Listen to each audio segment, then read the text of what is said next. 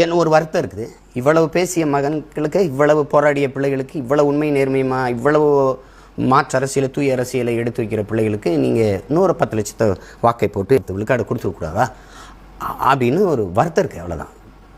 நான் வந்து உள்ளே போகணுன்னா அதில் எனக்கு உளமாற எனக்கு அதில் ஒன்றும் விருப்பம் இல்லை. அதில் ஒரு ஆள் போய் நம்ம ஒன்றும் செய்ய போகிறதில்ல. நாட்டை வெல்லாமல் 2-3 சீட்டை வந்து நம்ம ஒன்றும் செய்ய போகிறதில்ல.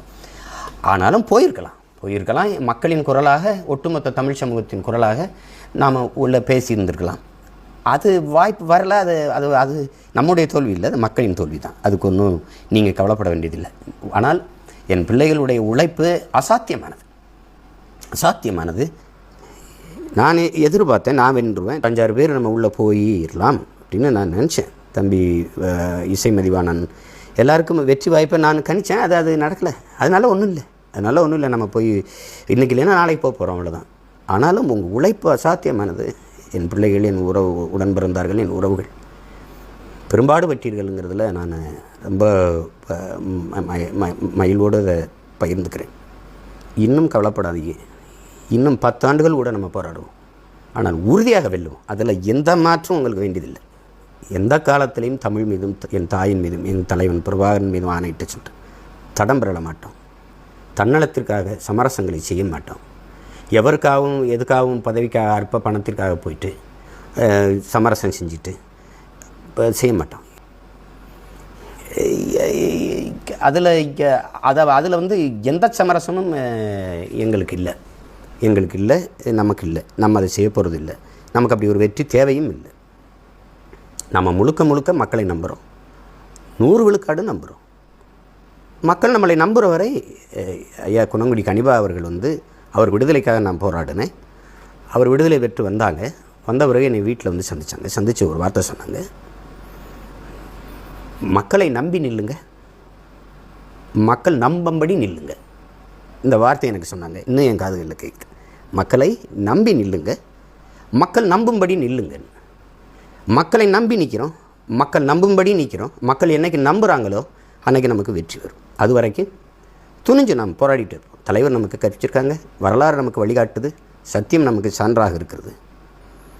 தொடர்ச்சியாக நாம் போராடுவோம். அதில் என் உயிருக்கினியவர்கள், என் உடன் பிறந்தார்கள். கடலை தாண்டிட்டோம், கரை தான் இருக்குது.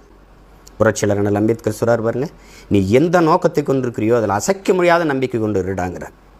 நீ யாருக்கோ ஒருத்தருக்கு உழைக்கிறேங்கிற நம்பிக்கை முதல்ல அந்த எண்ணத்தை கைவிடு. நீ பிறந்த பெருமை மிக்க இனத்திற்காக போராடுகிறாய், பாடுபடுகிறாய்ங்கிற அந்த எண்ணத்தை கொண்டுருங்கிறாங்க. அதில் நம்ம உறுதியாக நிற்கிறோம். இப்போ அதில் என் அன்பிற்குரியவர்கள், என் அருமை உடன் பிறந்தார்கள், பேரன்பு ஒன்று நான் நேசிக்கிறேன். அது நாம் தமிழர் சொந்தங்கள், உலகெங்கும் பரவி வாழ்கிற என் தாய் தமிழ் உறவுகள், உங்கள் பிள்ளைகள் எங்களுக்கு துணையாக நில்லுங்க.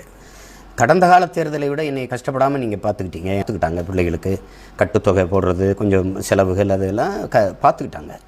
அப்புறம் பெரும்பாலான இன உணர்வு உள்ள பெருந்தகைகள் நம்மளை கஷ்டப்பட விடலை. இப்போ முந்தைய தேர்தலில் நம்ம சிரமப்பட்டோம். இது வந்து நம்ம வந்து உள்ளாட்சி தேர்தல் இருக்குது, அதில் நம்ம உறுதியாக போட்டிடுவோம். அதுக்கு அநியாயமாகவும் அதுக்கு தயாராகிடுவோம். 5 ஆண்டு காலம் இருக்குது. இந்த 5 ஆண்டு காலமும் நம்ம விளையாட்டு தான். நாம் 3வது பெரிய கட்சின்னு நம்ம சொல்லிக்கல. தேர்தல் ஆணையம் சொல்லுது நம்ம 3வது பெரிய கட்சி ஆகிட்டோன்ட்டு. சில பேர் வந்து அவங்க இப்படி பெரிய கட்சி இதுதான், அப்படி இல்லை. உண்மையிலே நம்ம பெரிய கட்சியாக வளர்ந்துக்கிட்டு இருக்கோம். கோட்பாட்டு அளவில், கொள்கை அளவில் சமரசம் இல்லாமல் உறுதியாக நிற்கிறவன் எவனோ அவனே பெரியவன். நாம் உண்மையிலே ஆகப்பெரியவர்கள். அந்த நம்பிக்கையோடு என் பிள்ளைகள் இருங்க, களத்தில் இருங்க. நீங்கள் நடந்து போகும்போது விழுகிற நிழலாக உங்கள் அண்ணன் பின்னாடி வருவேன் அப்படிங்கிறத நீங்கள் புரிஞ்சுக்கொள்ளணும். என்றைக்குமே இந்த இனத்திற்கும், இந்த மக்களுக்கும், இந்த நாட்டுக்கும் நீங்கள் உண்மையாக இருங்க. நான் உங்களுக்கு உயிராக இருப்பேன். இது வந்து என் தலைவன் மேலே ஆணை. நீங்கள் இருங்க, நம்ம உறுதியாக வெல்லுவோம். தொடர்ச்சியாக நம்ம போராடி வென்று முடிப்போம். உலகெங்கும் பரவி வாழ்கிற என் தாய் தமிழ் உறவுகள், எங்களை ஆதரித்தவர்கள், ஆதரிக்காதவர்கள், எதிர்த்தவர்கள், விமர்சிக்கிறவர்கள், விமர்சித்து கொண்டிருப்பவர்கள் அனைவருக்கும் என்னுடைய வாழ்த்துக்களும் நன்றியும். இனி வரும் காலங்களில் உங்கள் பிள்ளைகள் எங்களை நாங்களே செதுக்கி கொண்டு இன்னும் சிறப்பாக, இன்னும் மேம்பட்டு களத்திலே செயல்படுவோம் என்கிற உறுதியை உங்களுக்கு இந்த நாளில் தருகிறேன். 10 ஆண்டுகளில் எளிய பிள்ளைகள் நாம் தமிழர் நிலத்தில் ஏற்படுத்திய அரசியல் தாக்கத்தை எந்த அரசியல் இயக்கமும் செஞ்சதில்லை. அதில் உங்களுக்கு மாற்று கருத்து இருக்க முடியாது. சிறுக சிறுக நம்ம வளர்ந்து வந்தாலும் வளர்ந்து கொண்டிருக்கிறோம், அதை யாரும் மறுக்க இயலாது.